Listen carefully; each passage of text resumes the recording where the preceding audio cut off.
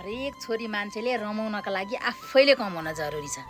जतिसुकै धनी श्रीमान हो, जतिसुकै धनी बाउको दाजुभाइको छोरी चेलीहरू किन नहुन्, तर स्वतन्त्र र स्वाभिमानको साथ बाँच्नका लागि आत्मनिर्भर हुन एकदमै जरुरी छ।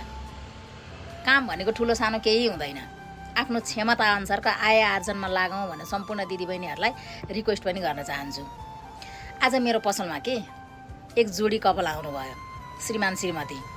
श्रीमान चाहिँ हेर्दाखेरि फौजी आर्मी जस्तो देखिनुहुन्थ्यो, श्रीमती चाहिँ पातली पातली गोरी राम्रो हुनुहुन्थ्यो। आउनुभयो अनि साडी र कुर्ता देखाउनु भन्नुभयो। मैले साडी र कुर्ता दुइटै देखाएँ। कुर्ता भन्दा पनि साडीमै इन्ट्रेस्ट गर्नुभयो। 1800 को साडी रोज्नुभयो, प्राइस पनि रिजनेबल नै रहेछ, यसमा म्याचिङ ब्लाउज दिनु भन्नुभयो। मैले म्याचिङ ब्लाउज पनि दिएँ। ब्लाउज चाहिँ 800 को थियो अनि साडी र ब्लाउज दुइटै गरेर 2600 को भयो। अनि श्रीमानलाई पैसा दिस्यो भनेर रिक्वेस्ट गर्नुभयो। तर पैसा दिने बेलामा श्रीमानले चाहिँ एकदम आनाकानी गर्नुभयो कि। हुन त मेरो पसलमा आउनुभन्दा अगाडि नै अर्को कुर्ता पसलमा पनि कुर्ता हेरेर आउनुभएको रहेछ। 4500 भनेको थियो, 500 पनि मिलाएन, 4000 मा दिएन भनेर भन्दै हुनुहुन्थ्यो।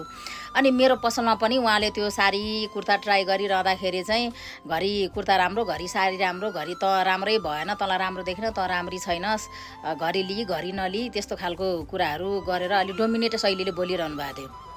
अनि श्रीमतीले चाहिँ सायद अघिल्लो पसलमा पनि त्यस्तै भएको थियो होला, अलि चित्त दुखाए जस्तो गरेर अलि दुखी हुँदै मलाई नकिन्दिसो न त, साडी कुर्ता केही पनि चाहिँदैन, केही पनि म लिँदिनँ भनेर भन्दै